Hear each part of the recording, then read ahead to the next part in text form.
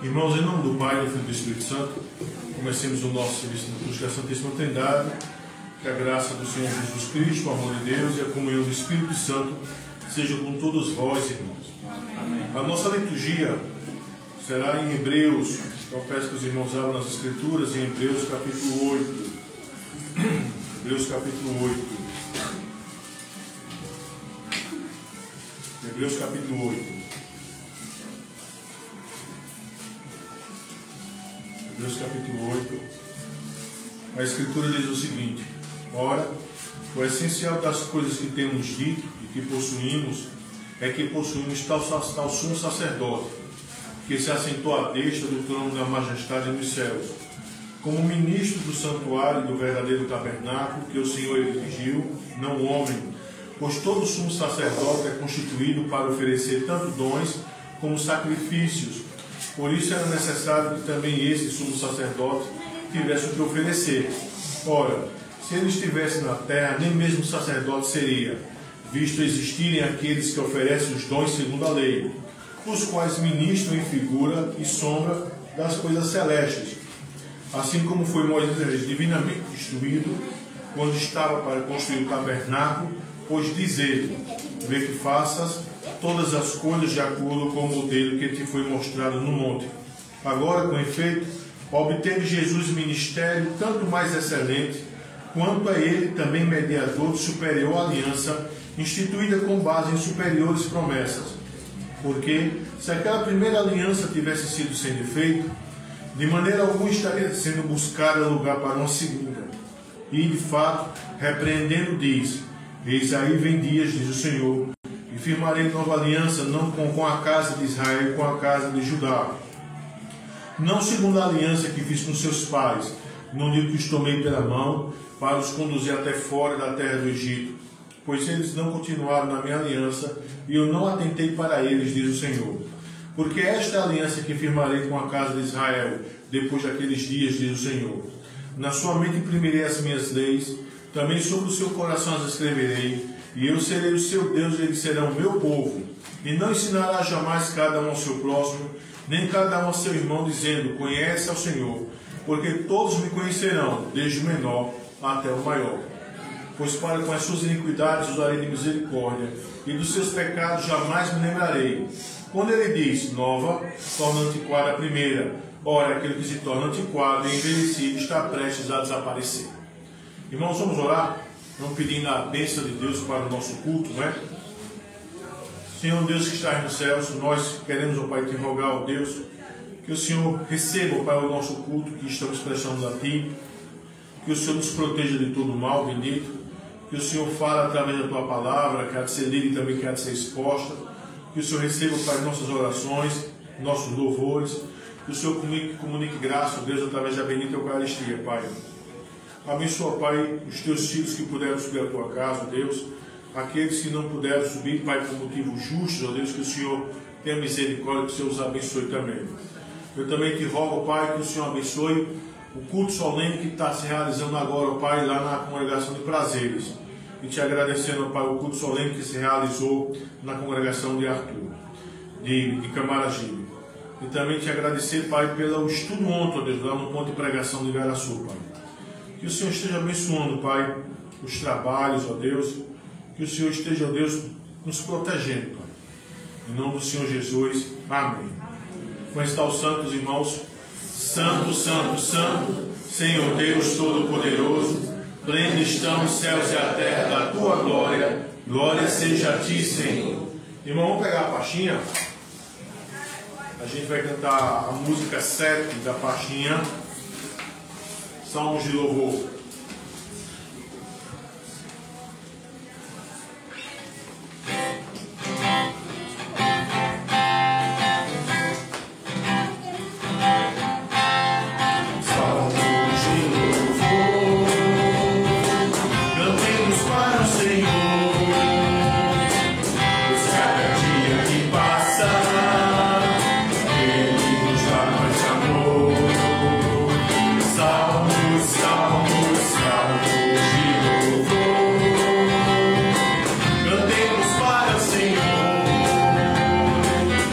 Cada dia que passa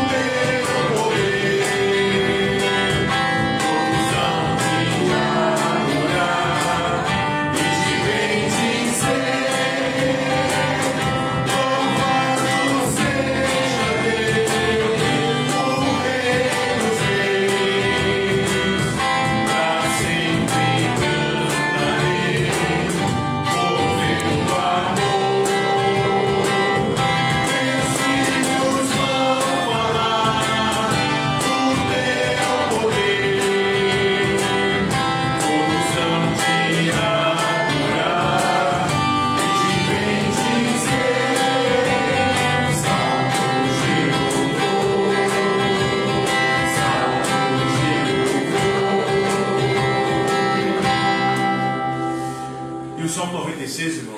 Está vizinho, né? Número 8, da pastinha.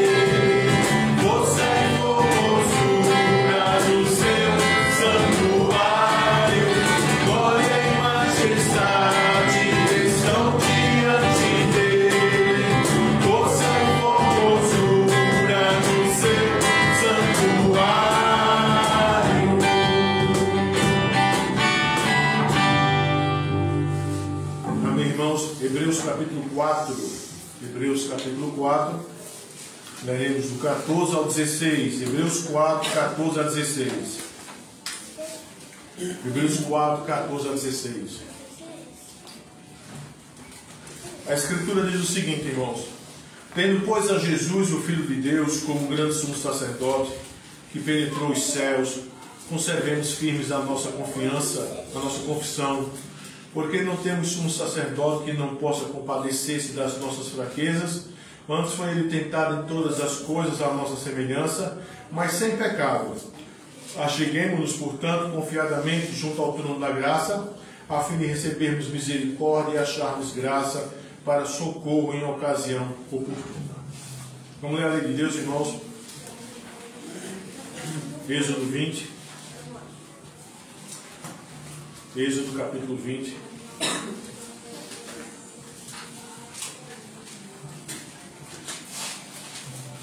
A Escritura diz o seguinte: então falou Deus todas essas palavras: eu sou o Senhor teu Deus, que te tirei da terra do Egito, da casa da servidão. Não terás outros deuses diante de mim. Senhor, tenha piedade de nós. Cristo, tenha piedade de nós. Não farás para ti imagem de escultura, nem semelhança alguma do que há em cima dos céus, nem embaixo na terra, nem nas águas debaixo da terra. Não as adorarás, nem lhes darás culto. Porque eu sou o Senhor teu Deus, Deus zeloso, que visita a iniquidade dos pais nos filhos, até a terceira e quarta geração daqueles que me aborrecem, e faço misericórdia até 1000 gerações daqueles que me amam e guardam os meus mandamentos. Senhor, tem piedade de nós. Cristo, tem piedade de nós. Não tomarás o nome do Senhor teu Deus em vão, porque o Senhor não terá por inocente o que tomar o seu nome em vão. Senhor, tenha piedade de nós. Cristo, tenha piedade de nós. Lembra-te do dia de sábado para o santificar. 6 dias trabalharás e farás toda a tua obra, mas o 7º dia é o sábado do Senhor teu Deus. Não farás nenhum trabalho, nem tu, nem teu filho, nem tua filha, nem o teu servo, nem a tua serva, nem o teu animal, nem um forasteiro das tuas portas para dentro. Porque em 6 dias fez o Senhor os céus e a terra, o mar e tudo que neles há, e ao 7º dia descansou. Por isso o Senhor abençoou o dia de sábado e o santificou.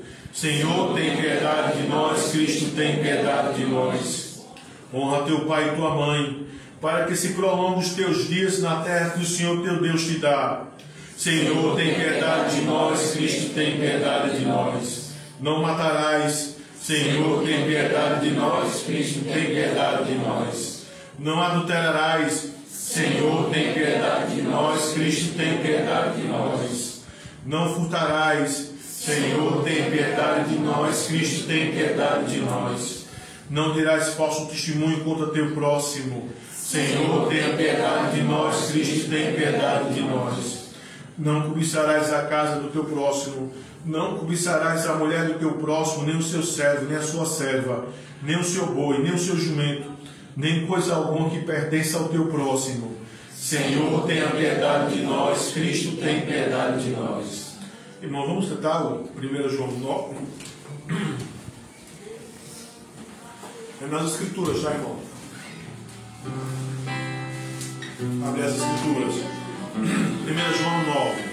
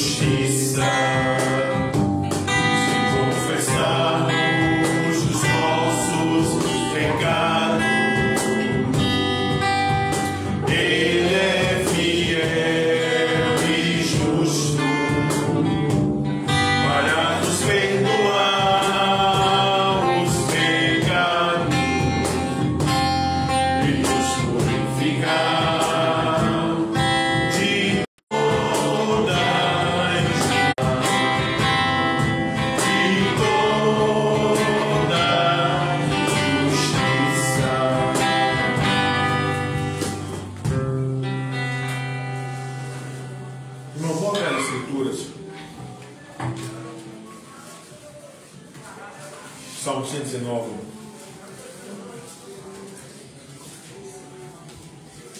Salmo 119. A partir do 113 até o 120.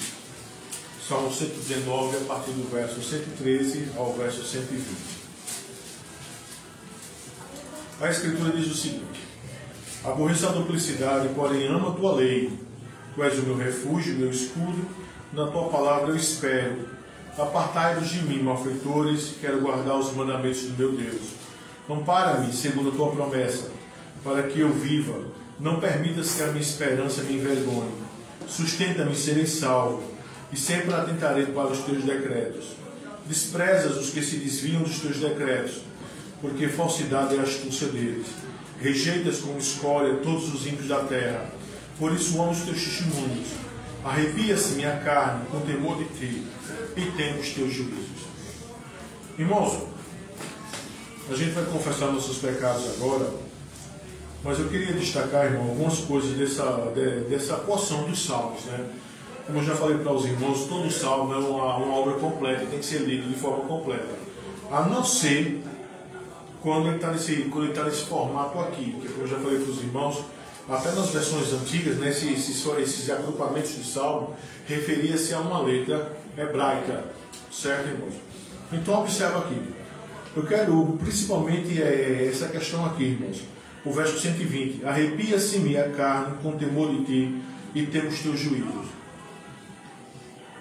Não tem, irmãos, outra maneira, não tem outra situação, entendeu? Que nos faça temer a Deus, que nos faça obedecer seus juízos, se nós não tivermos essa postura em relação ao Senhor. Arrepia-se minha carne com o temor de Ti. Quando o homem perde o temor de Deus, quando o homem ele tem medo de pecar, ele vai começar a pecar. Por que é que os ímpios pecam? Não é? Por que é que os ímpios pecam? Porque os ímpios não têm temor do Senhor. Entende? Nós, irmãos, como servos de Deus, como crentes no Senhor Jesus, como pessoas que sabem que Deus visita os seus filhos em ira paternal, quando estes quebram os preceitos da aliança, a atitude que nós devemos ter para com ele é isso, é essa: arrepia-se-me a carne com temor de Ti, temos Teus juízos. Isso tem que ser, irmãos, a nossa postura, sabe? Isso tem que ser a nossa postura.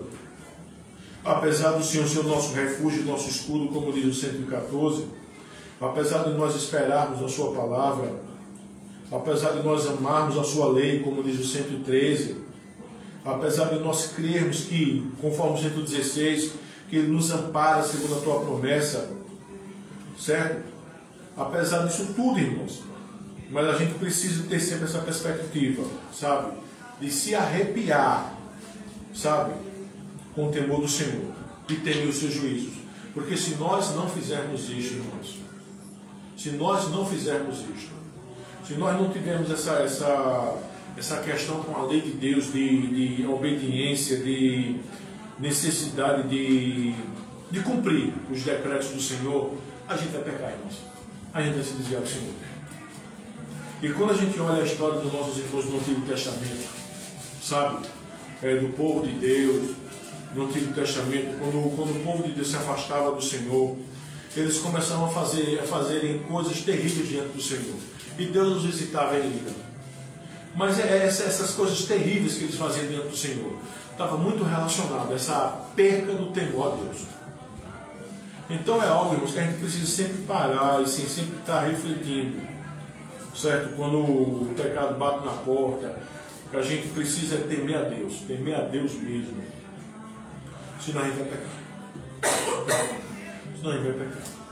Então, irmão, vamos baixar nossas cabeças, vamos orar ao nosso Deus, vamos pedir a Deus graça, misericórdia, né, para nossas vidas, que Deus também receba o nosso povo. Vamos orar, irmãos. Senhor Deus que está no céu, nós queremos te rogar, Pai, e te pedir em nome do Senhor Jesus, que o Senhor perdoe, Pai, os nossos pecados, ó Deus, nossa transgressão contra ti, Pai. Que o Senhor, Pai, perdoe as nossas iniquidades, ó Pai. Que o Senhor tenha misericórdia da tua igreja, Deus. Pecamos, ó Deus.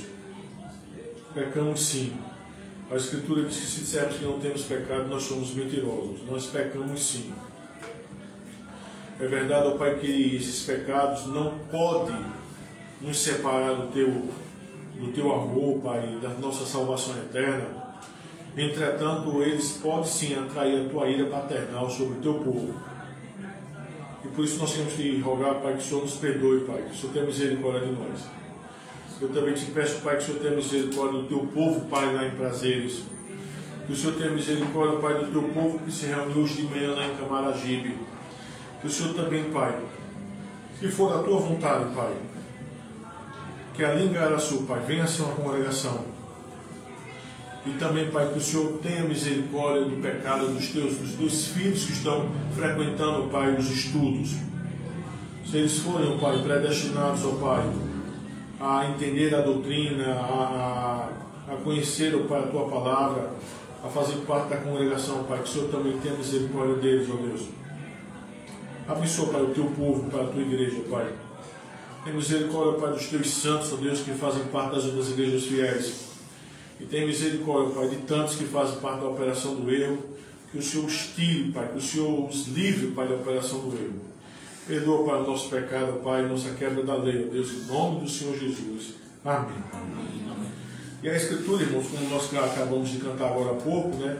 Ela dirá, né? Se confessarmos os nossos pecados, Ele é fiel e justo para nos perdoar os pecados e nos purificar de toda injustiça. Entendeu, irmãos?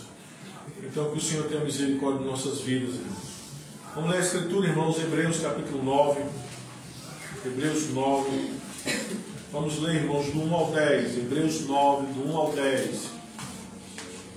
Hebreus capítulo 9, do 1 ao 10.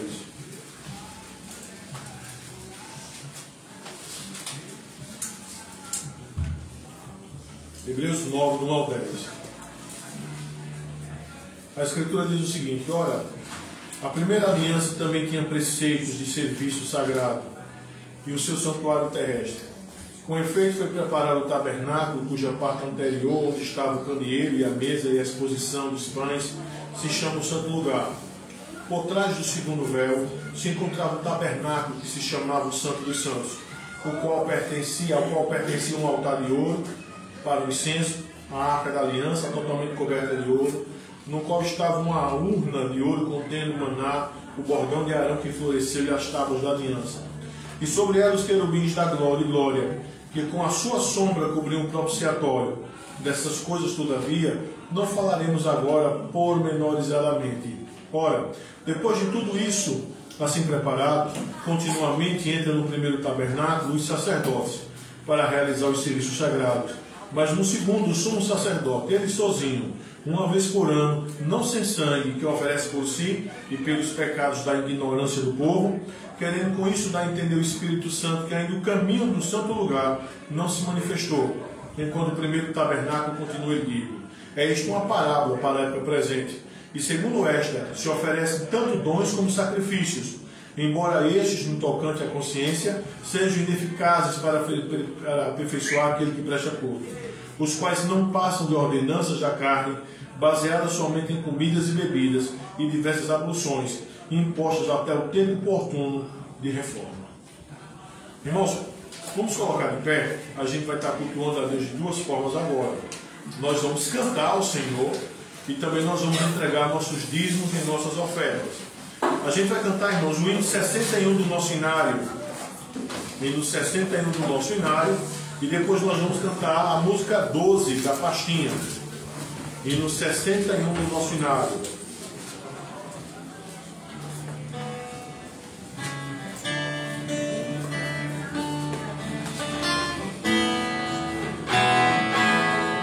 Graças por esta vida e o bem que revelou.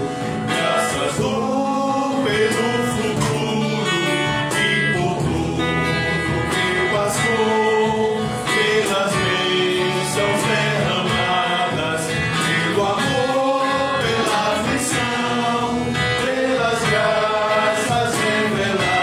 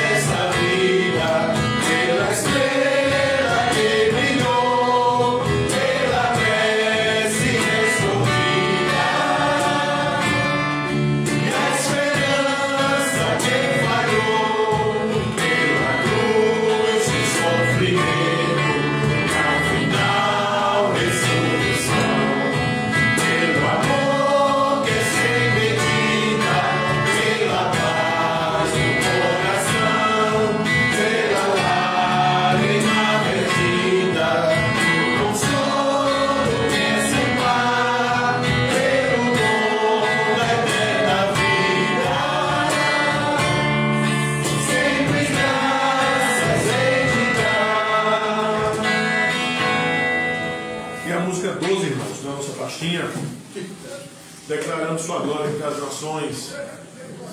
12.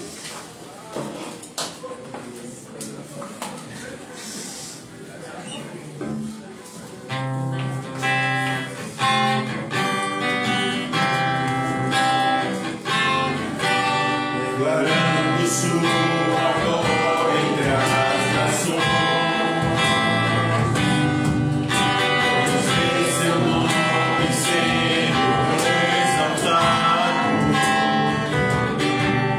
Declarando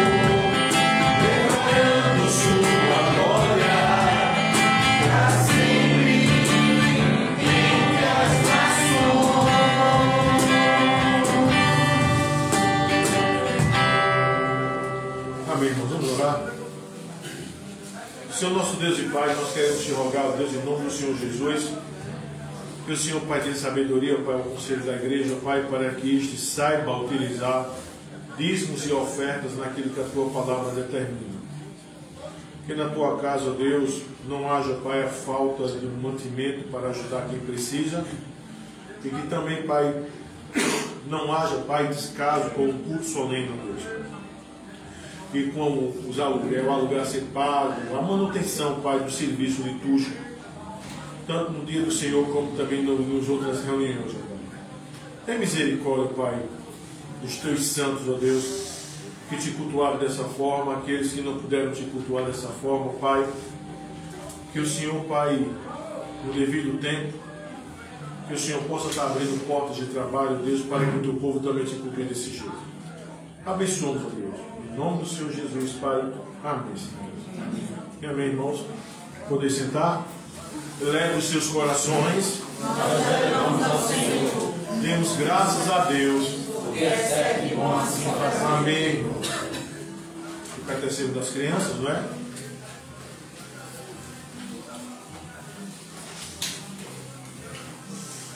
Joana, minha filha, quem foram nossos primeiros pais?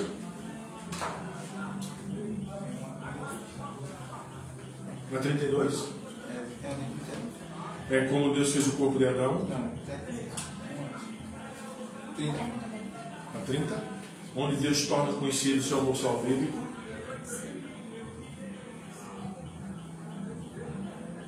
Deus está conhecido.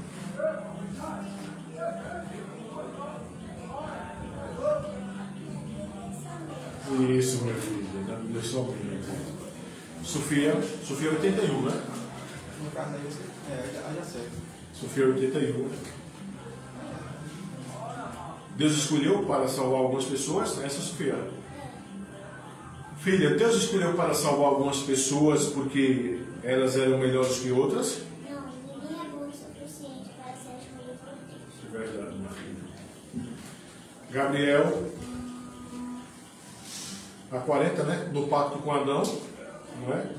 Quais os deveres dados, né, filho? No pacto com Adão, Gabriel, quais os deveres dados por Deus ao homem? Encher toda a terra por pessoas e governá-la. Verdade, meu filho. E Rutinha, 166.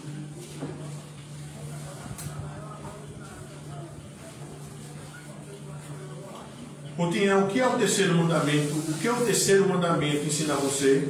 Respeitar e honrar a Deus e manter as nossas promessas, especialmente aquelas feitas em seu nome. É isso mesmo, irmão. Poder sentar, filha. Deus seja louvado, meu irmão. Irmãos, é Hebreus 9. Hebreus 9, 11 ao 15. Hebreus 9, 11 ao 15.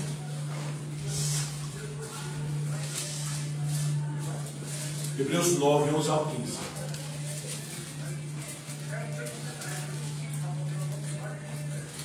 A Escritura diz o seguinte, irmãos. Quando, porém, veio Cristo como sumo sacerdote, dos bens já realizados, mediante o maior e mais perfeito tabernáculo, não feito por mãos, quer dizer, não desta criação, não por meio de sangue de bodes e de bezerros, mas pelo seu próprio sangue entrou no Santo dos Santos, uma vez por todas, tendo obtido a eterna redenção. Portanto, se o sangue de bodes e de touros e a cinza de uma novilha, aspergidos sobre os contaminados, santificam contra a purificação da carne, muito mais o sangue de Cristo, que pelo Espírito eterno, assim mesmo se ofereceu sem mácula a Deus, purificará a nossa consciência de obras mortas, para servirmos ao Deus vivo.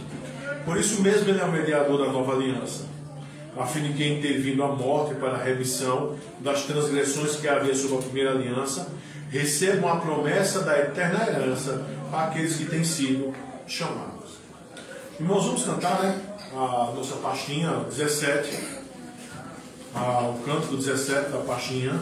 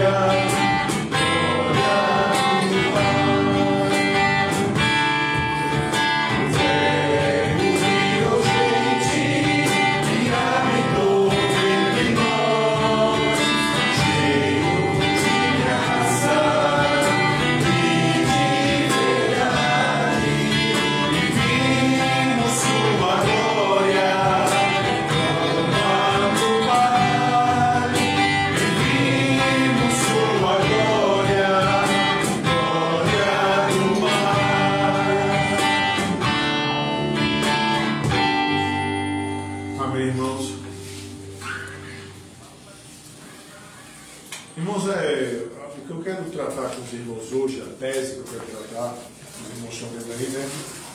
Os slides, né? É a superioridade do sangue de Cristo se manifesta nas seguintes formas, né? A superioridade do sangue de Cristo é que se manifesta nas seguintes formas, e a gente vai ver sobre isso hoje, tá? Então, irmãos, é importante a igreja saber sobre a superioridade do sangue de Cristo e suas manifestações. E isso se deve ao fato dessa doutrina ser de fundamental importância. O desconhecimento dessa doutrina traz consequências para a vida do cristão. O que é que a gente pretende abordar? A gente pretende abordar hoje, irmãos, a questão da relação do sacrifício de Cristo e da nossa salvação. Certo? Segundo, a superioridade do sangue de Cristo em relação aos animais. Terceiro, a extensão do sacrifício de Cristo. Todavia, antes de fazer isto, eu quero considerar com os irmãos as seguintes informações, tá? Então, olha só, irmãos. Há um teólogo, Schengen, ele diz o seguinte: embora somente Deus determine o destino humano, escolhendo salvar alguns e condenar todos os outros, ele salva os seus eleitos, produzindo dentro deles fé em Cristo. Isso significa que o destino de uma pessoa é revelado pela forma como ela pensa sobre Cristo.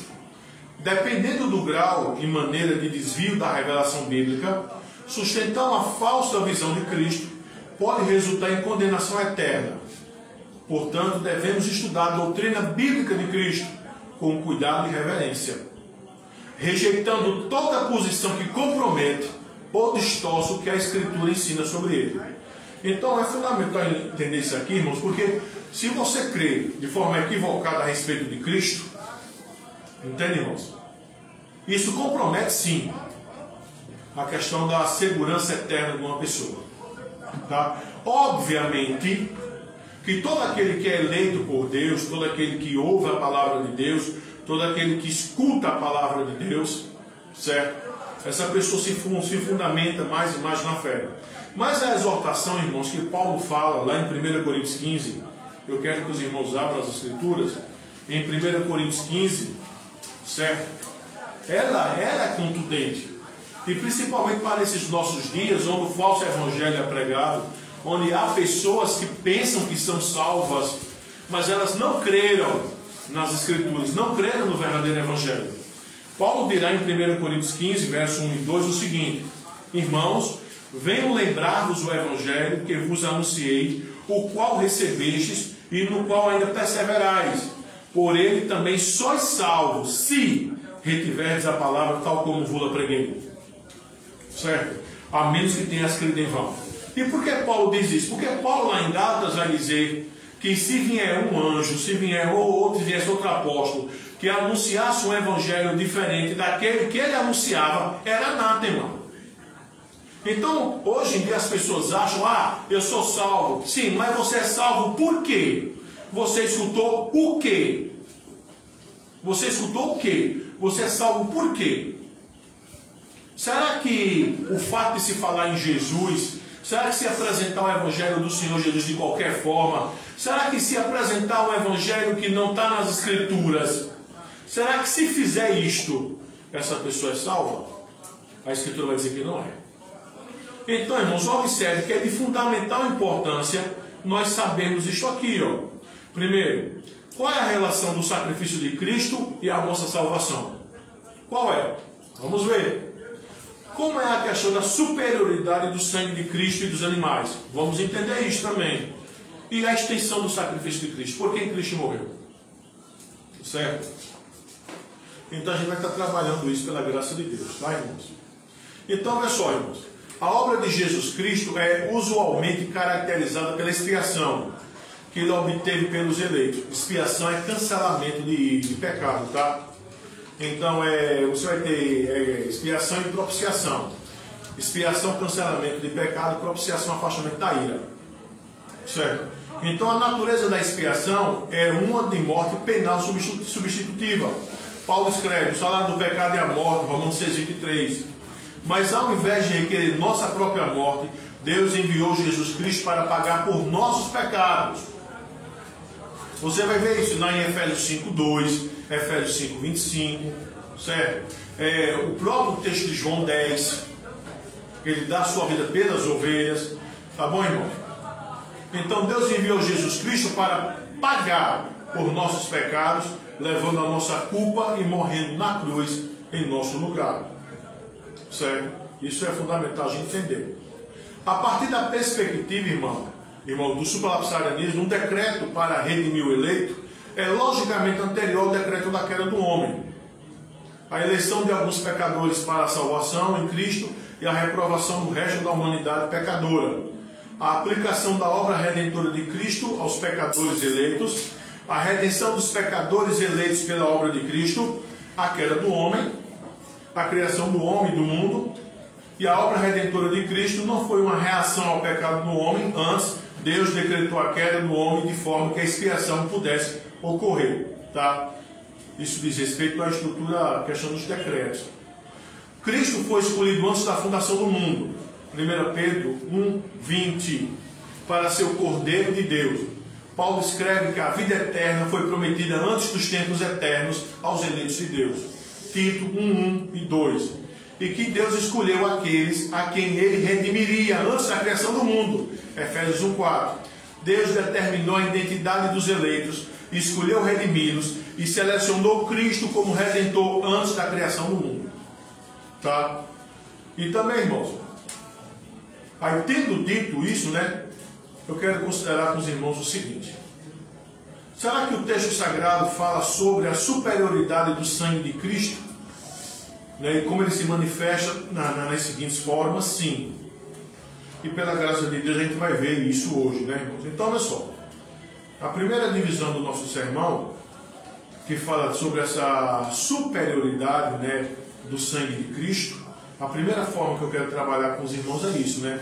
Através do sangue de Cristo temos nossa eterna redenção. Tá? Através do sangue de Cristo temos a nossa eterna redenção. Bora ver, irmãos, versos 11 e 12. De novo. Versos 11 e 12. Os versos 11 e 12.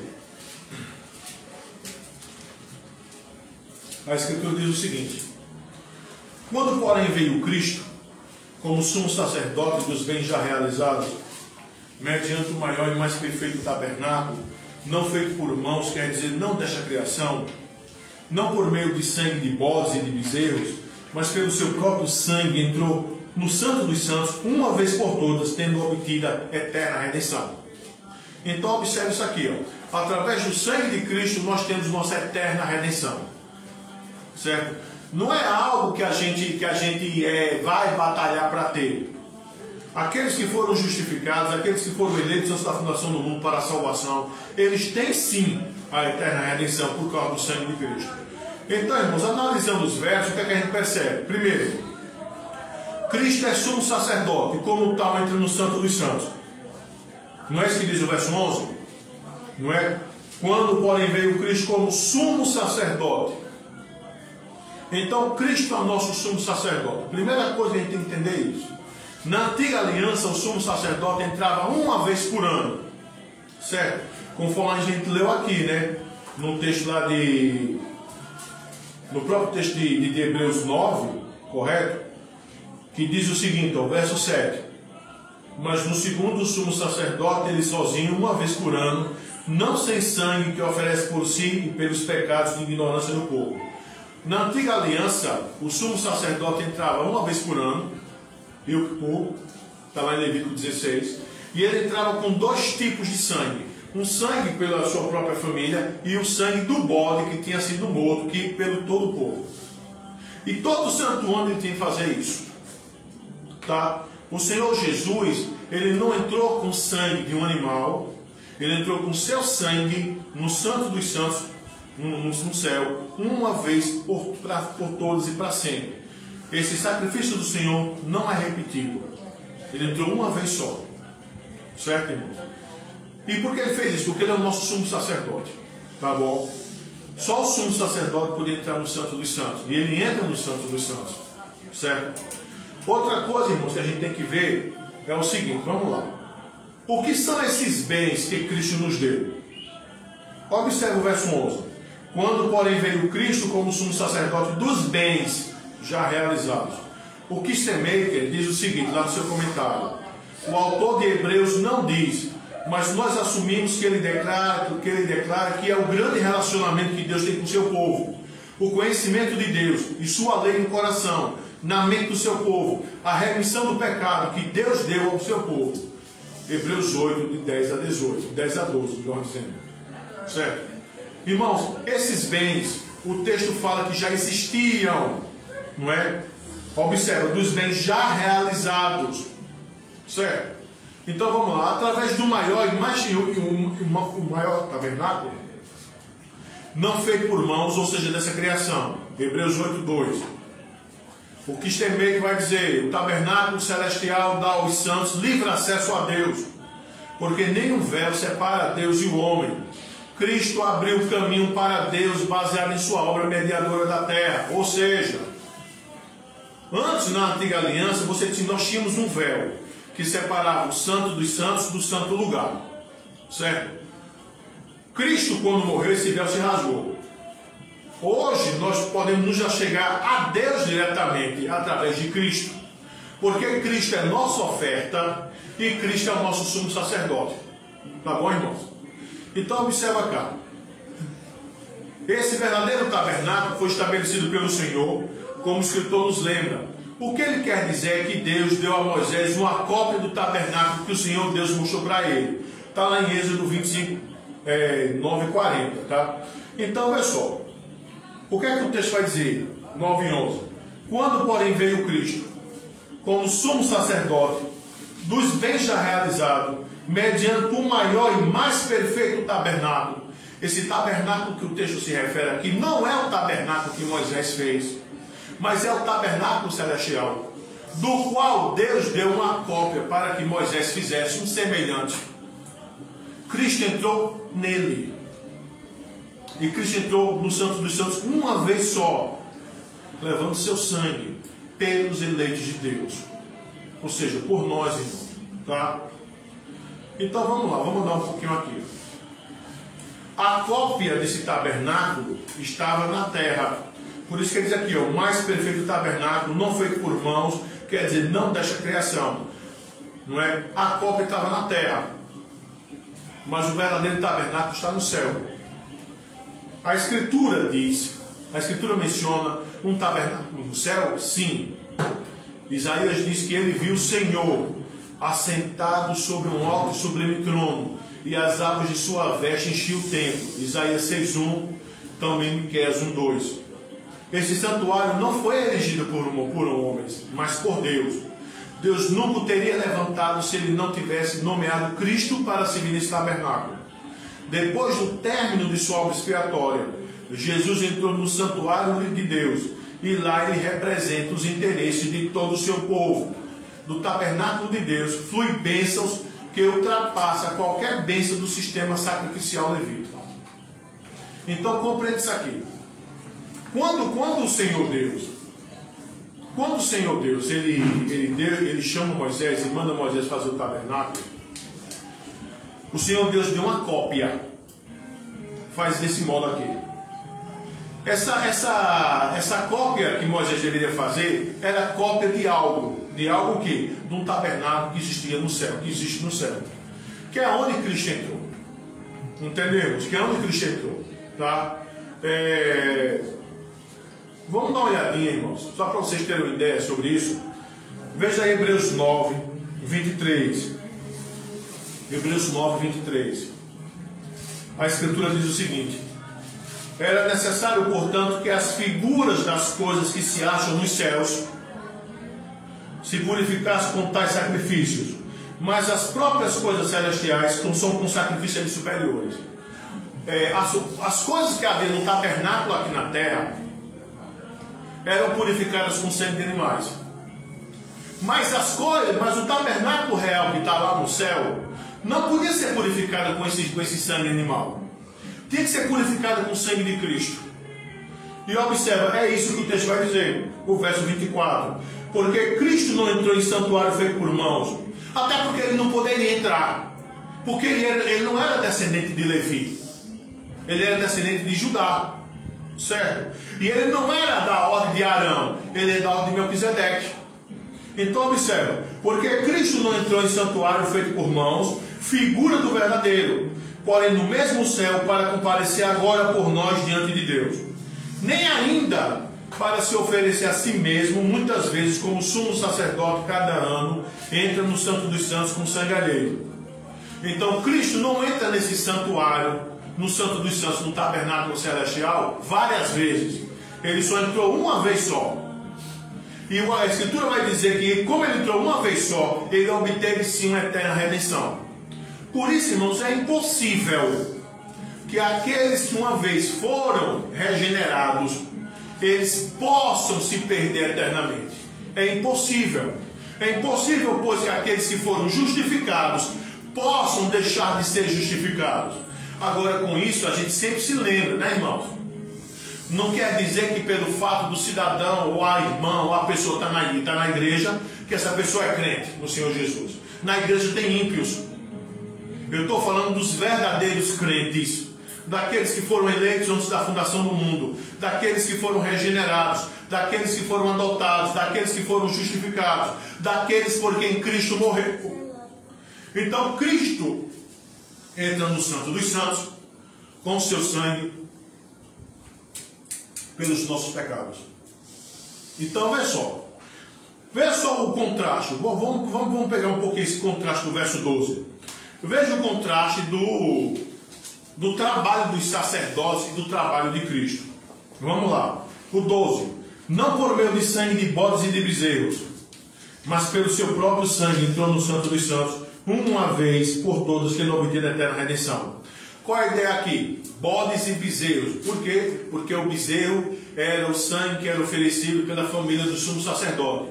E o bode era o sangue que era oferecido pelo povo. Cristo não entrou com o sangue que ele ofereceu por si, e Cristo não entrou com outro tipo de sangue. Cristo entrou com o seu sangue. E ele não entra todo ano. Ele só entrou uma vez só. E qual foi o resultado dessa superioridade do sangue de Cristo? Ele obteve o que, irmãos? Eterna redenção. Certo? Ele obteve a eterna redenção. Então veja só. Veja como o sumo sacerdote da primeira aliança entrava. Vamos lá, o 9:7. Hebreus 9:7.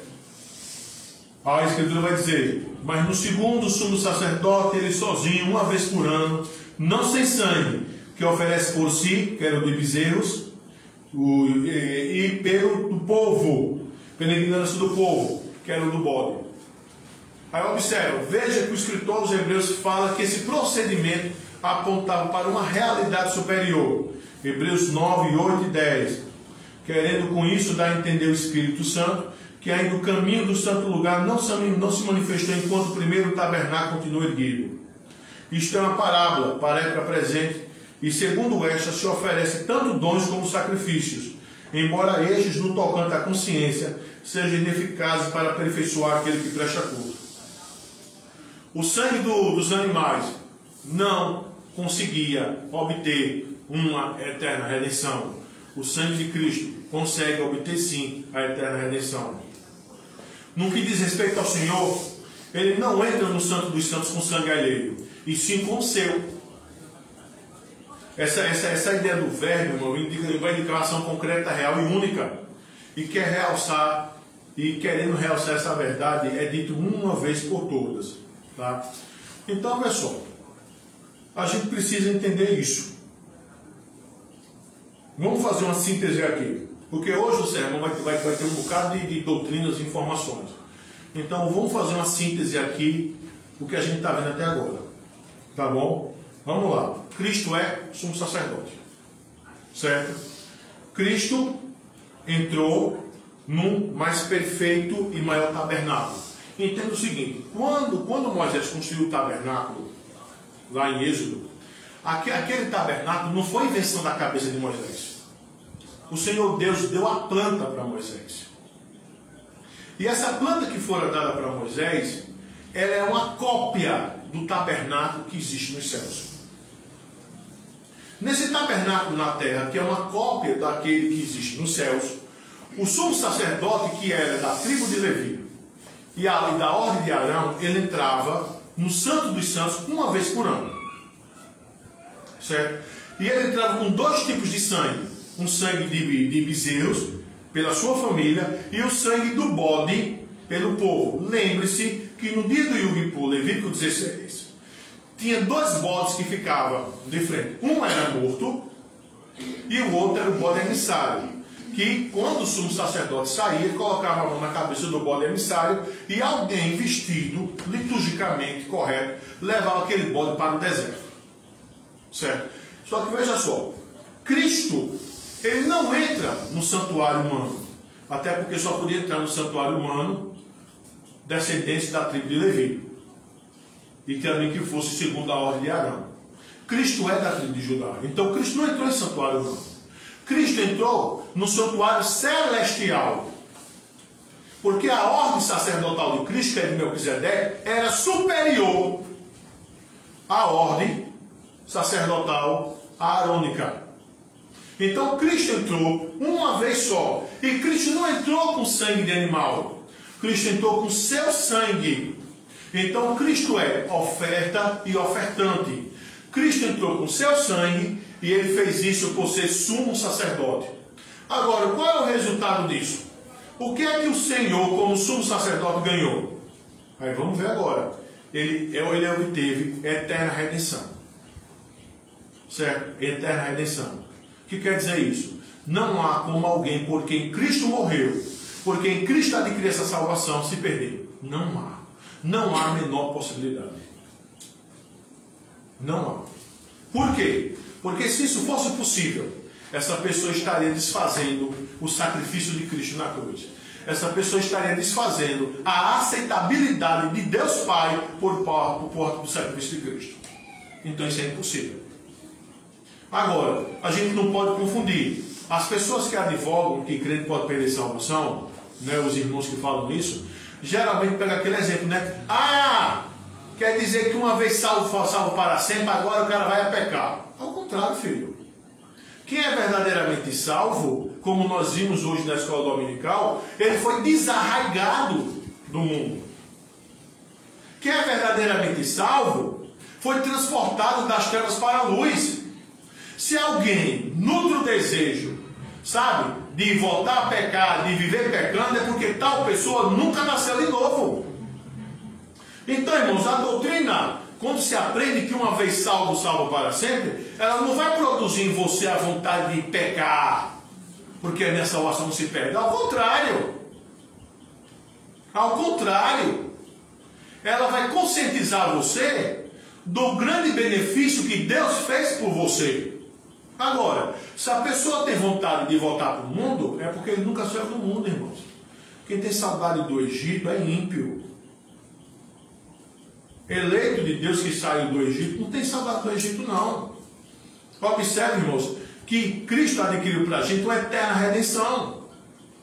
E você admitir que um verdadeiramente eleito, um verdadeiramente crente no Senhor Jesus, ele pode se perder, significaria que você está dizendo que o sacrifício de Cristo pode ser anulado, só que nada pode fazer isso.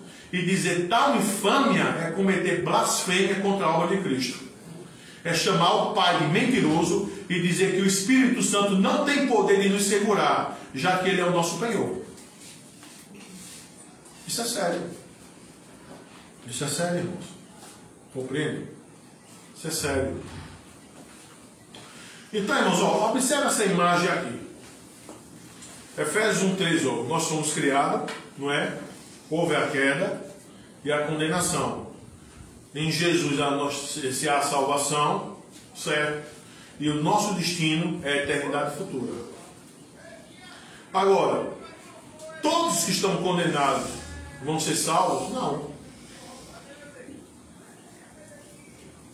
Depois da queda, a salvação será aplicada aos eleitos de Deus, que Deus escolheu antes da eternidade. Entendeu? Esses, é por isso que é dito na Eucaristia, né? O próprio Jesus vai dizer: isto é o meu sangue derramado em favor de muitos. Muitos. João 10. As ovelhas ouvem a minha voz. Eu as conheço e dou minha vida por elas. Efésios 5:2. Efésios 5:25. Tito 1, que fala que a fé é dos eleitos. Entende, irmãos? Então observa, só quem pode ser transportado das trevas para a luz é aqueles que Deus ordenou para a vida eterna. Porque em Cristo morreu. Correto? Então veja só, irmãos. Como uma segunda forma de demonstrar a superioridade do sacrifício de Cristo? A segunda forma é demonstrada pela superioridade de Cristo em relação aos animais. Veja o que diz o verso 13 e 14. Portanto, se o sangue de bodes e de touros e a cinza de uma novilha aspergido sobre os contaminados e santifica contra a purificação da carne, muito mais o sangue de Cristo, que pelo Espírito Eterno a si mesmo se ofereceu sem mácula a Deus, purificará a nossa consciência de obras mortas para servirmos ao Deus vivo. Então o que é que a gente aprende aqui? Ó? Veja a graça concedida por Deus para os santos da antiga dispensação. Os santos da antiga dispensação, eles praticavam aqueles sacrifícios de animais, e aqueles sacrifícios de animais apontavam para Cristo. Era sombra daquilo que haveria de vir, certo? O sangue de bode e de touros, usado pelo sumo sacerdote no dia da expiação, para purificar os santos dos santos. Vamos lá ver, irmãos, Levítico 16, 11 a 16. Levítico 16, 11 a 16. Para a finalidade, Levítico 16, 11 a 16.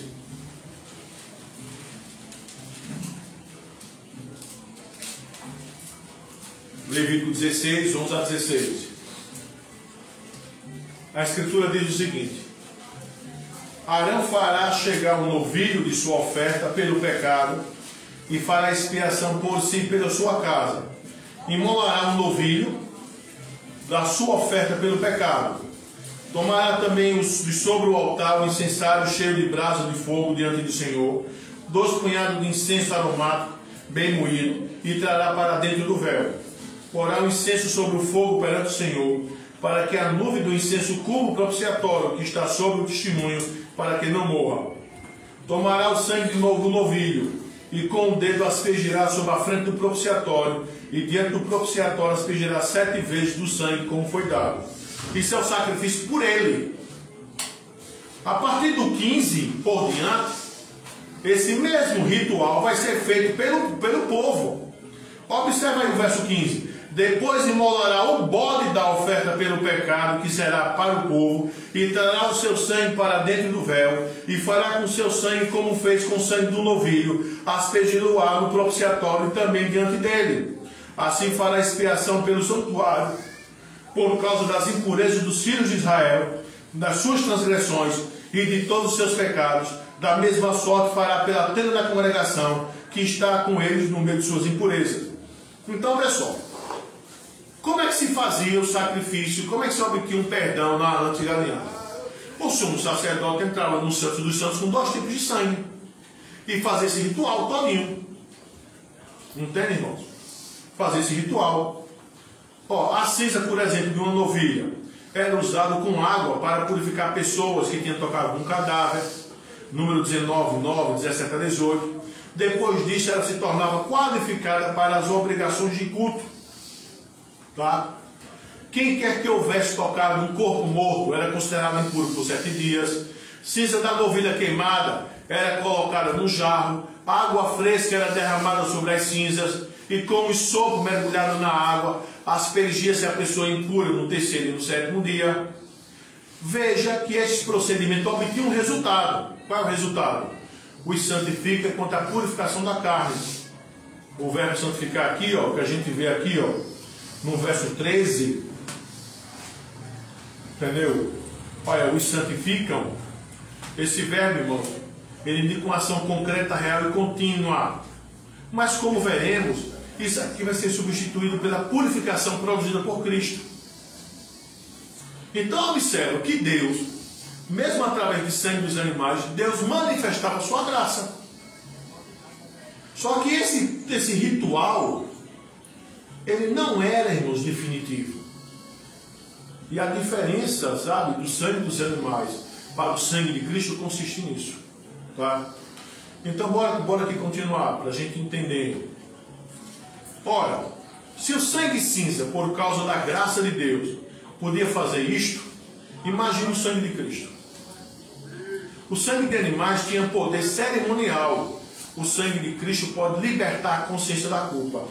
Hebreus 9:9, né? É o que a gente está vendo aqui, né? Veja só o Hebreus 9:9. É isto uma parábola para a época presente, e segundo esta se oferece tanto dons como sacrifícios, embora estes, no tocante à consciência, sejam ineficazes para aperfeiçoar aquele que presta culto. Então, veja só, vamos lá, vamos andar. O texto nos fala que o Senhor for oferecido pelo Espírito Eterno. Vos falando a respeito da atuação do Espírito, diz.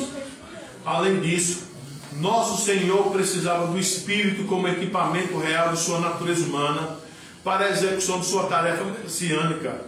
Jesus atribuiu todo o seu poder e graça às palavras graciosas, os atos salvíficos, apóstolos do Espírito. E ao qualificá-lo dessa maneira para cumprir sua tarefa messiânica, o Espírito lançou o fundamento da grande ministração do Espírito posteriormente, pois esse dom era dependente da obra consumada. Vamos lá, para a gente entender. Vamos lá, repetir de novo. Cristo é sumo sacerdote. Não era da ordem, não descendente da tribo de Levi, e não era da ordem de Arão. Desta forma, Cristo não podia entrar no santuário feito por mãos humanas, no santuário que Deus deu a cópia para Moisés fazer. O Senhor não podia entrar naquele santuário.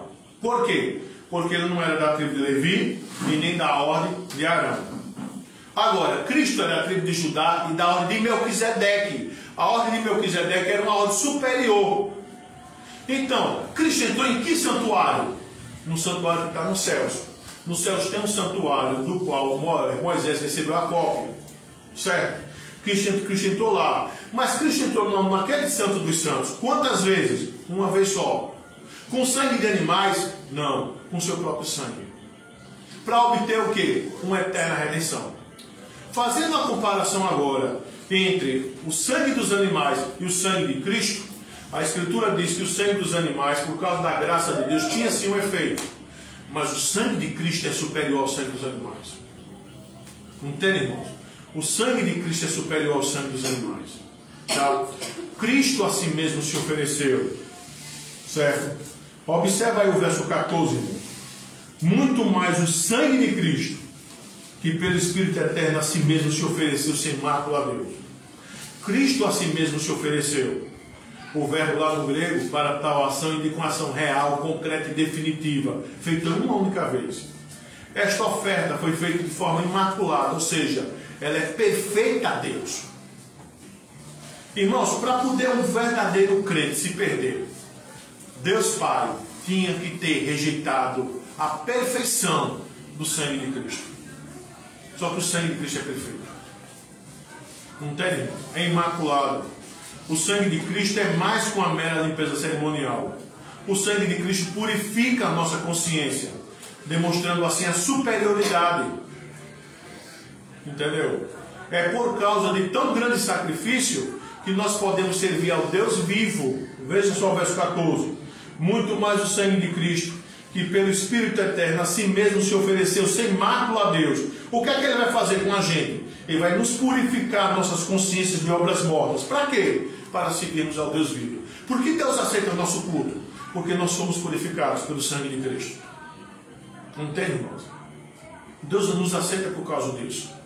Porque, observa, todos os nossos pecados foram cravados na cruz com Cristo. Então Deus não tem mais relação judicial com o seu povo. Ele tem relação sim. Entendeu? A sua relação, pelo quando ele quer castigar seu povo, não é mais de ira judicial, mas é de ira paterna. Cristo entra e Deus recebe esse sacrifício. Deus perdoa os nossos pecados. Certo, irmão? E por causa disso tudinho nós podemos servir a Deus vivo. O ímpio pode servir a Deus? Não. O ímpio pode fazer liturgia? Não. Não. O ímpio não pode fazer isso. O ímpio não pode fazer liturgia. O ímpio não pode servir a Deus. Não pode, irmãos. Compreende? Então, olha só.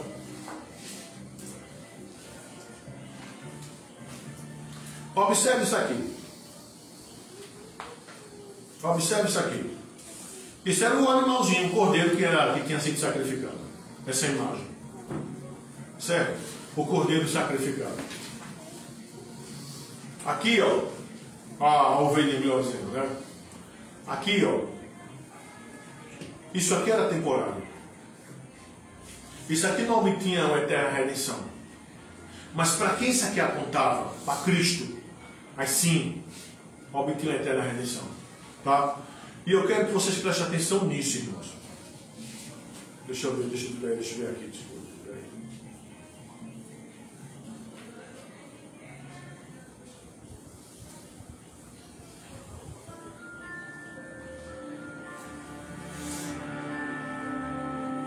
O ritual do sacrifício. Como é que se dava? O pecador traz o cordeiro e o sacerdote o examina.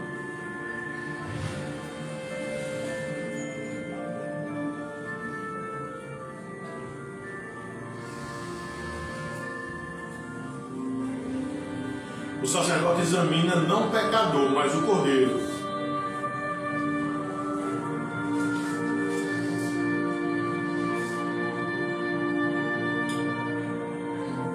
O pecador impõe suas mãos sobre o sacrifício.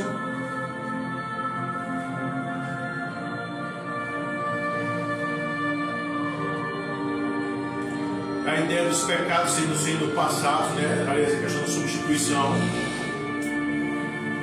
O pecador simbolicamente transfere seus pecados para o cordeiro.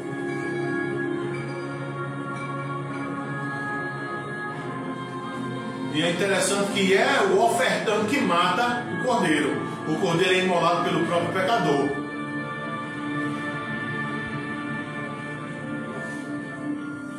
Está consumado. Aí é oferecido em holocausto.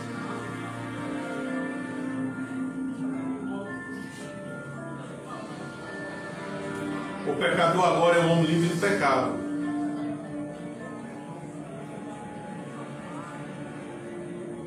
Aí vai embora. Entende, irmãos? Então, olha só. Presta atenção. O Senhor Deus, Ele aceita o trabalho de Cristo. Cristo derramou seu sangue pelos seus eleitos. Você dizer que um crente pode perder salvação, um eleito de Deus pode perder salvação, é você dizer que todo esse sacrifício de Cristo, ele se tornou inútil. Ele se tornou inútil. Isso é blasfêmia. Isso é blasfêmia. E da pior qualidade. Da pior qualidade. Vamos lá. A terceira forma, irmãos, é verificado que o sacrifício de Cristo também foi feito por aqueles que viveram antes dele. Isso aqui é maravilhoso, porque o sacrifício de Cristo ele é proativo e retroativo. Aquelas pessoas que viveram antes de Cristo, que fizeram isso aqui que vocês acabaram de ver, esse ritual. E aí? Elas faziam isso como sombra. Esse sacrifício aqui apontava para Cristo. Quando Cristo morreu, o sacrifício do Senhor, ele é retroativo. Ele atingiu todos os eleitos que viveram antes do Senhor, como também ele é proativo. Ele atinge todos os eleitos que viveram depois do Senhor, ou seja, nós. Entendemos? Então vamos lá. Vamos ver o verso 15. Por isso mesmo, ele é o mediador da nova aliança, a fim de que, intervindo a morte para a remissão das transgressões que havia sobre a primeira aliança, recebam a promessa da eterna herança aqueles que têm sido chamados. Quando a gente analisa o verso, irmão, o que é que a gente percebe?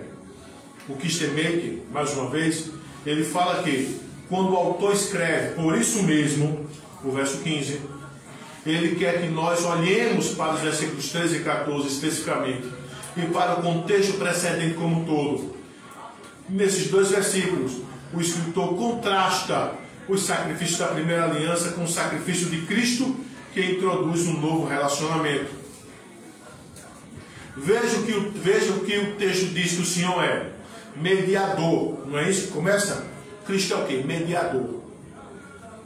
O verbo no original aponta para uma ação concreta, real e contínua. Essa ideia de contínua é bem interessante, irmãos. Que Cristo, ele continua sendo o nosso mediador. Entendeu? Por isso que a Escritura manda nós nos achegarmos ao trono da graça para acharmos socorro em ocasião oportuna. Entende? De que, irmãos? Cristo é mediador de quê? Da nova aliança.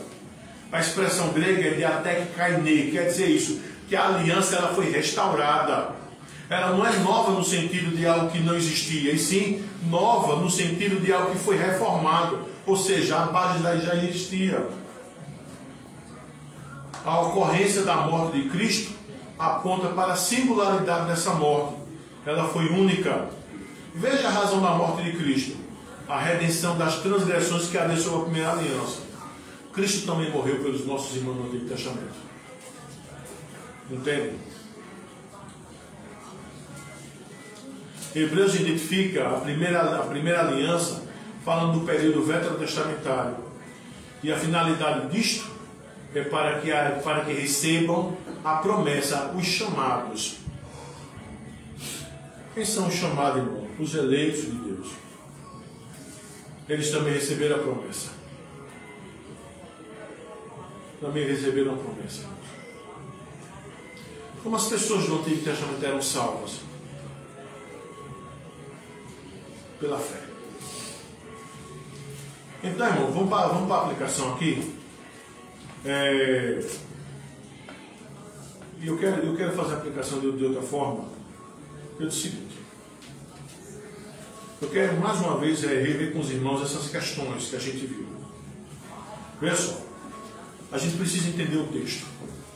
Tá? Primeira coisa que a gente viu: Cristo é sumo sacerdote. Primeira coisa. Segunda coisa: Cristo é sumo sacerdote não terreno, porque ele não podia, porque ele é da tribo de Judá.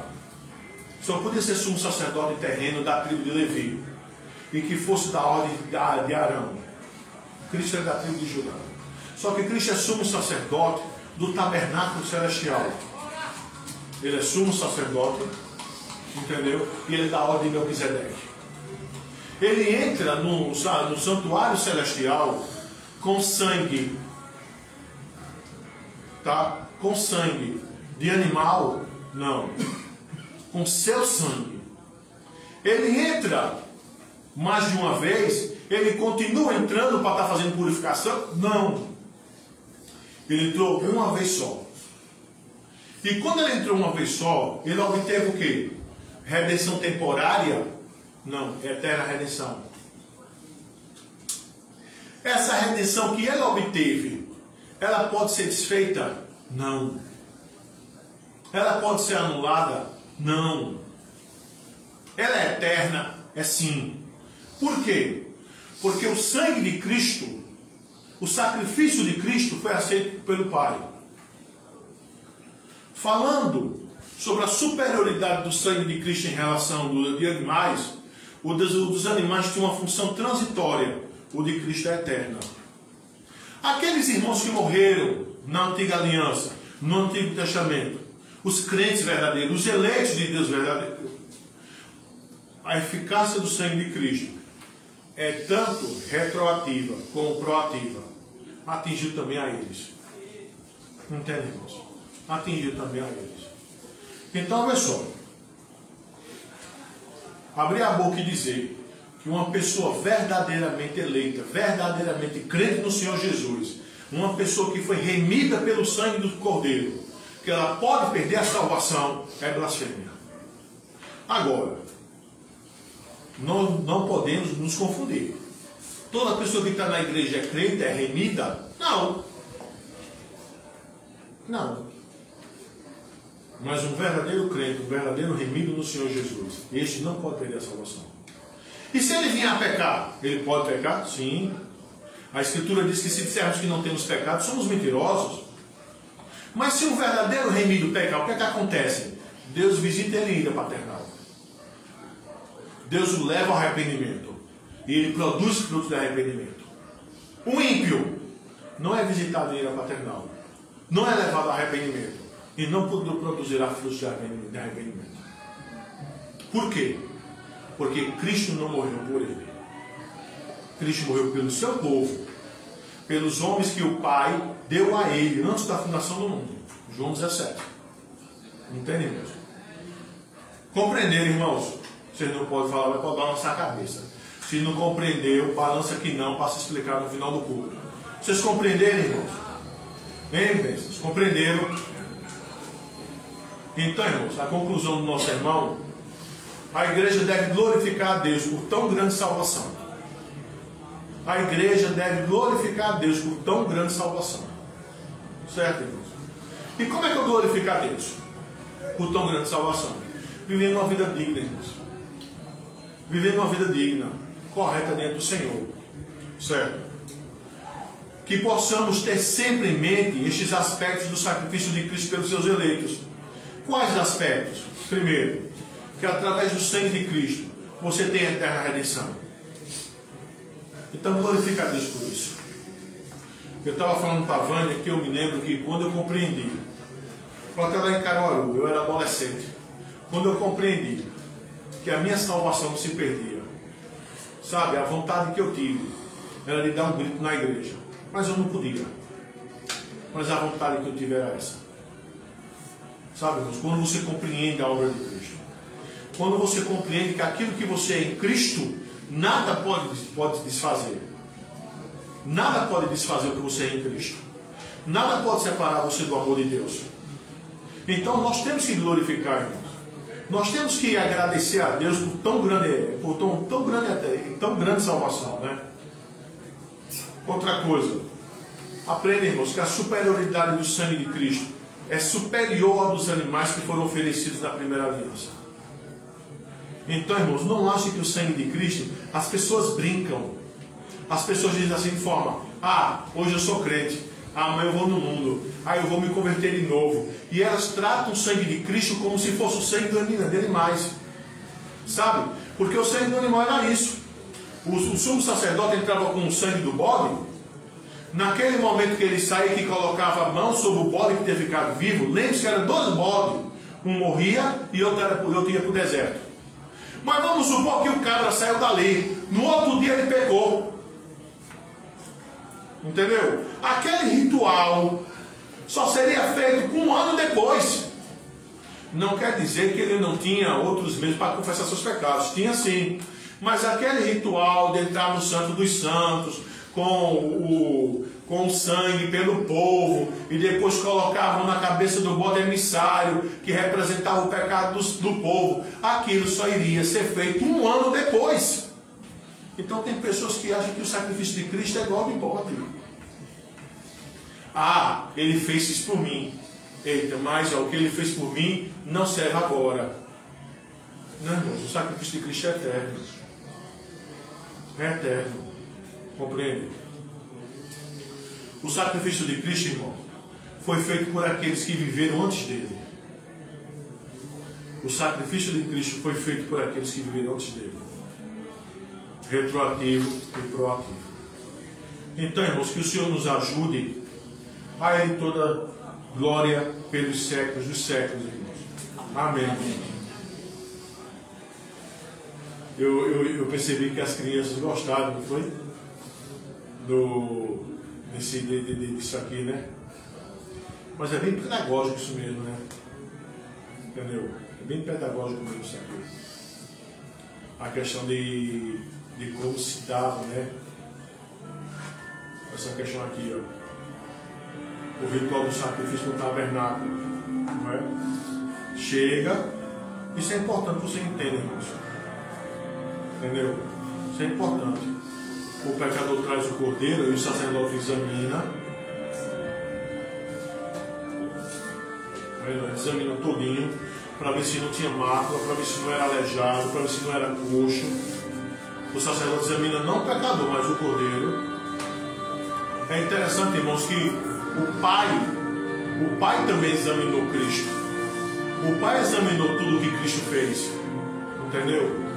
O pecador impõe sua mão sobre o sacrifício. Ou seja, todo aquele que Deus deu a Cristo, entendeu? Cristo representou, Cristo morreu.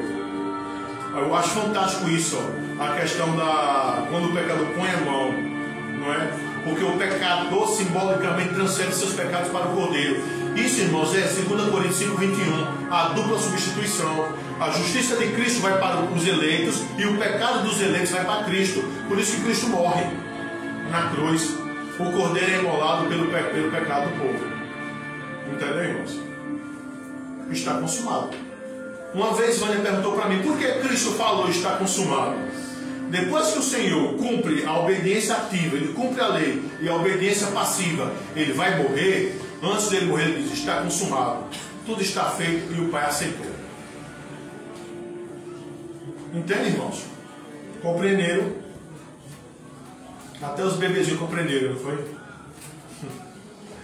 Irmãos, vamos para a bendita Eucaristia. Vamos ver o que o Senhor vai dizer, né? Isto é meu sangue derramado em favor de mim. Mateus 26, irmãos. Mateus 26.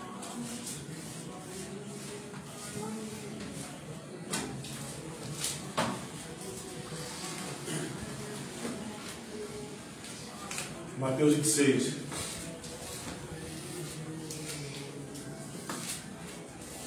A Escritura diz o seguinte. Mateus 26, 26. Enquanto comiam, tomou Jesus um pão e abençoando, partiu, deu aos discípulos, dizendo, tomai e comei, este é meu corpo.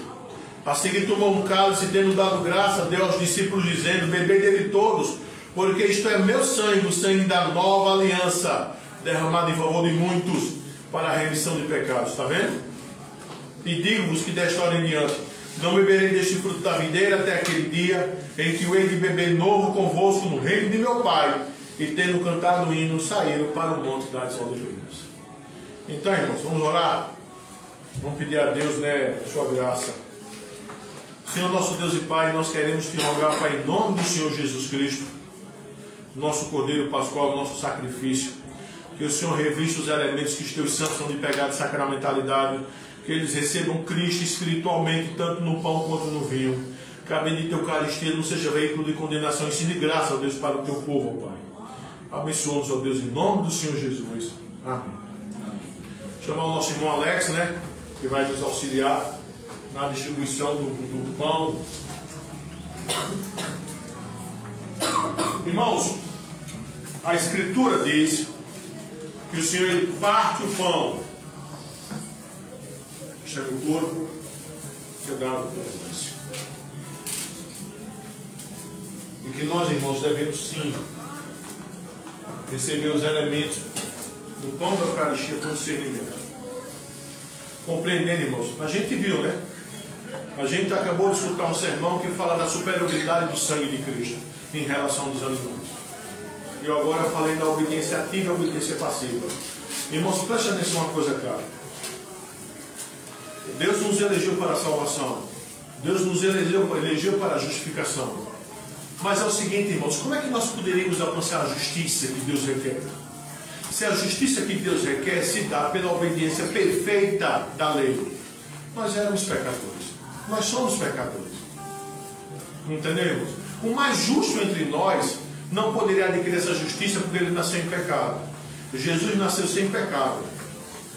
E Jesus nasceu sem pecado. E Jesus, irmãos, cumpriu a lei de Deus de forma perfeita. Então, por ele ter cumprido, ele adquire a justiça que há na lei. Mas tinha um segundo problema. Estes que Deus escolheu para serem salvos, por serem pecadores e porque Deus é um Deus santo e justo, eles precisariam morrer. E agora? Aí entra a obediência passiva. Cristo vai morrer por estes que o Pai deu a ele. Então, irmãos, quando o Senhor vai instituir a Eucaristia, entendeu? A Eucaristia aponta para essa verdade que a gente aprendeu no sermão. Então, irmãos, vamos comer o pão da Eucaristia. Com discernimento, eu passo o pão através do eleito de Deus, Alex, aos santos de Deus.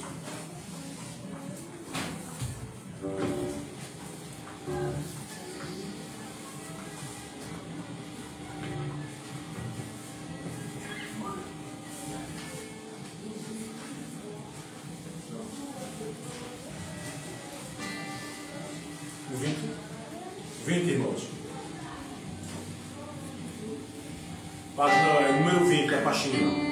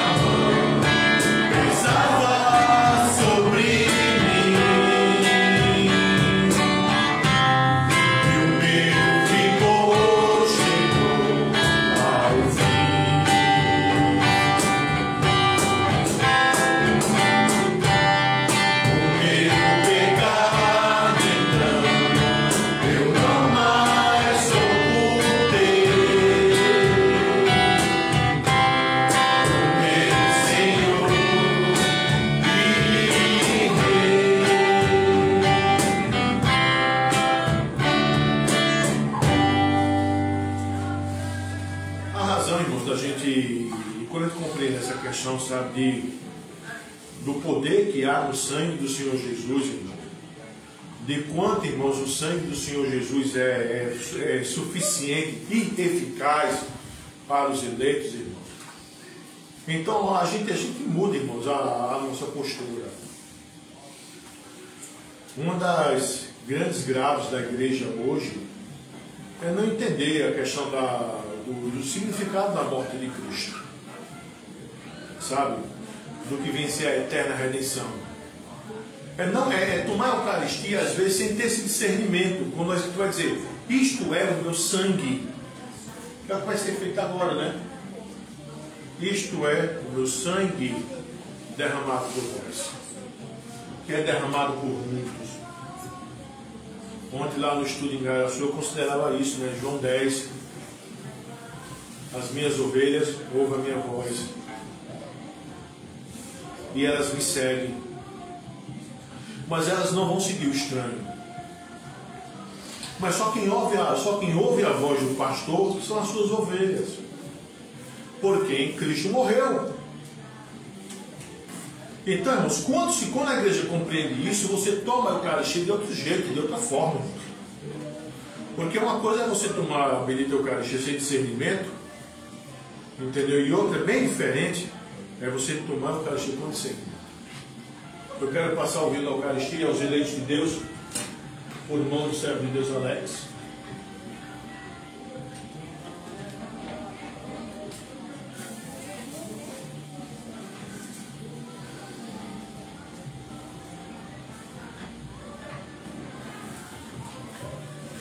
Página 15, irmãos.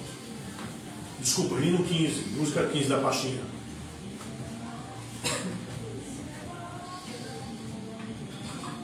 Música 15 da pastinha. Teu povo.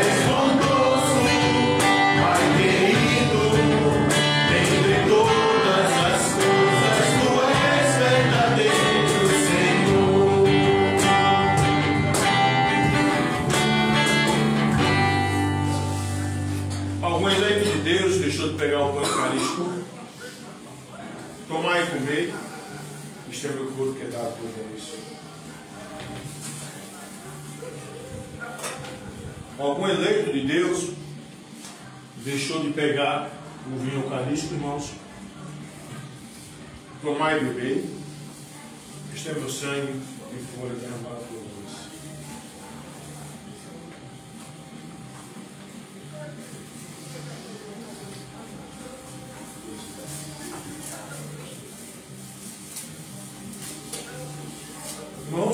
pé.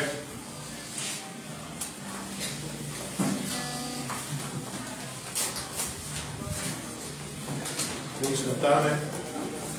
O dia da vitória. Todos estão claros? Estou torcendo? Ok. Obrigado.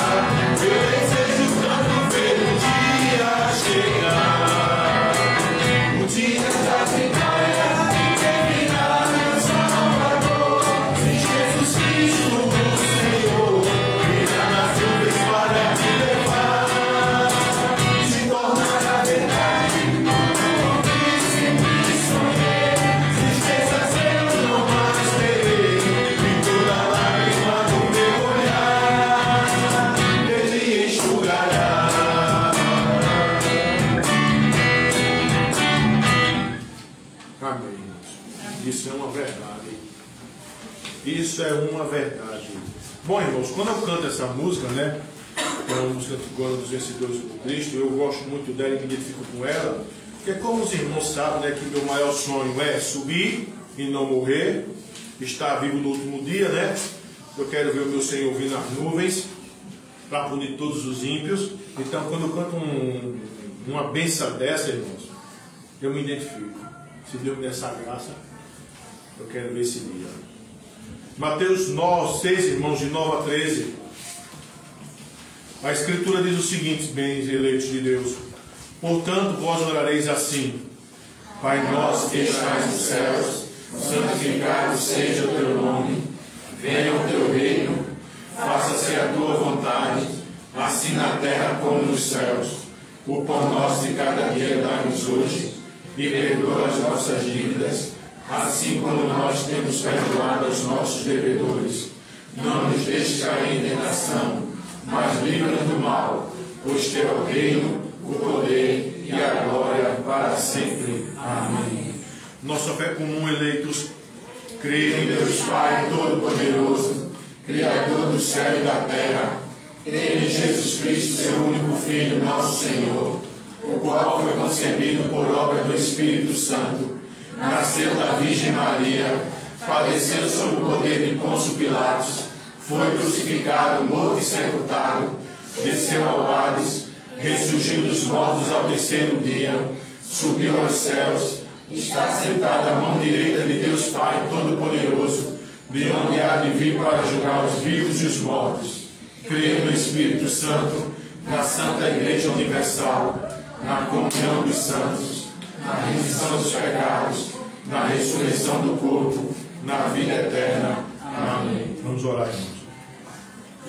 Graças te damos, ó Deus, porque na tua bendita bondade, Pai, tu permitiste, ó Pai, que nós subíssemos à tua casa e nós ouvíssemos, ó Deus, sobre a superioridade que há no sangue do Senhor Jesus.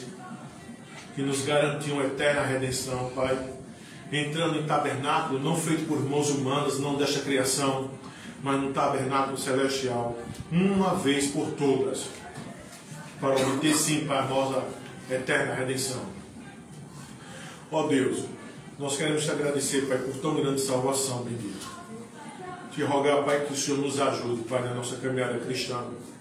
É fato, Pai, que nós pecamos, ó Deus. É fato, Pai, que nós transgredimos a tua santa e bendita lei.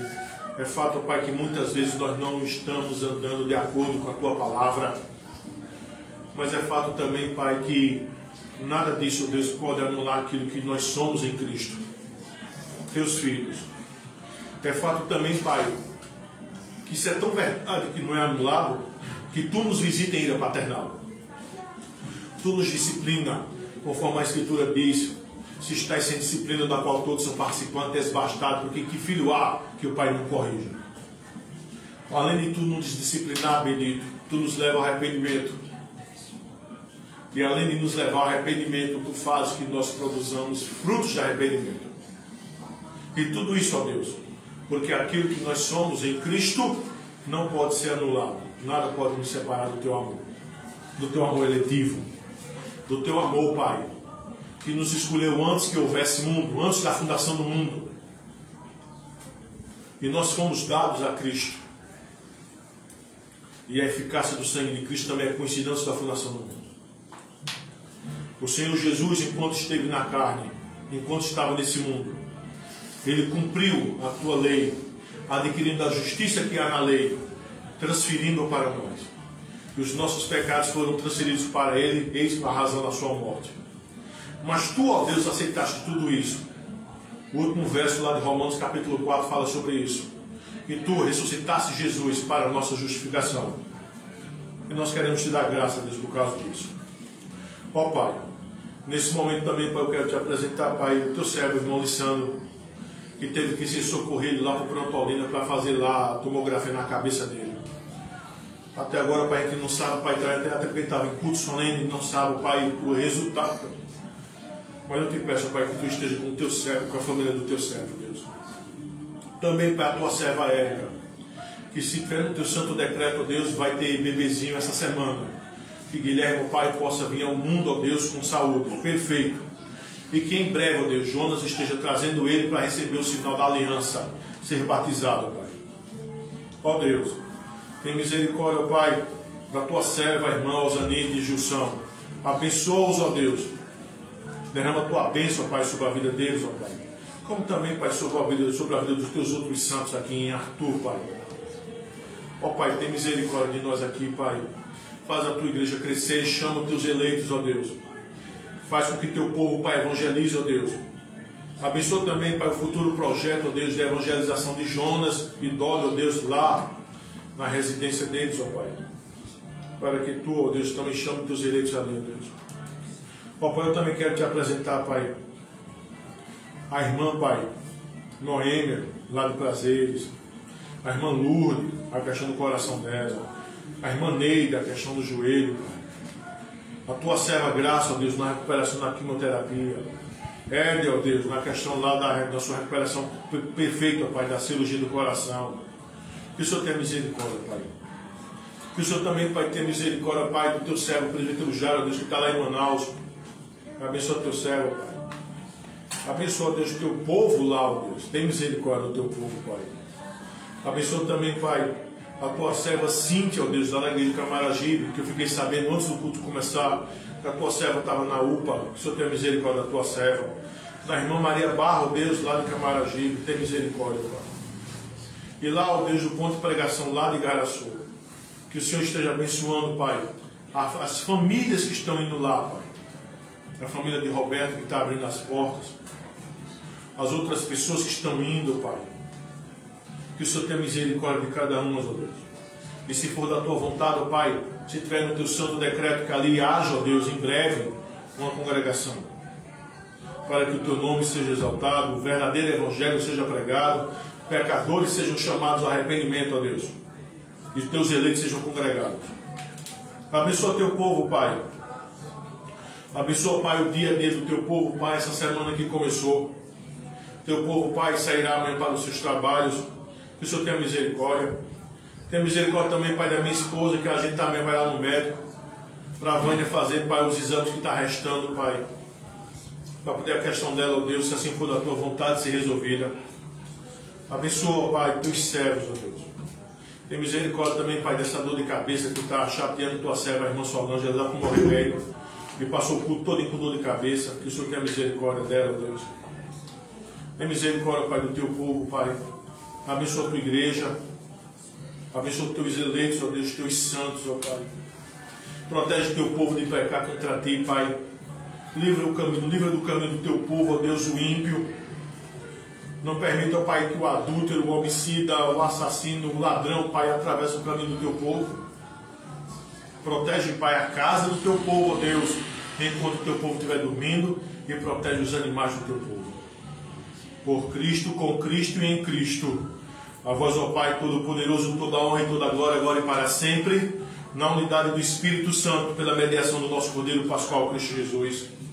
A Escritura diz que o povo de Deus tem que ser abençoado da seguinte forma: o Senhor te abençoe e te guarde, o Senhor resplandeça o rosto sobre ti e tenha misericórdia de ti, que o Senhor levante sobre ti o seu rosto e te dê paz, meu irmão, e o envio eleitos, e ide em paz, lembrai-vos dos pobres, que Deus de paz seja convosco. Amém, irmãos? Está terminada a nossa liturgia, não culto, que culto é vida. Podem sentar, irmãos, enquanto o Doc fecha aqui a transmissão.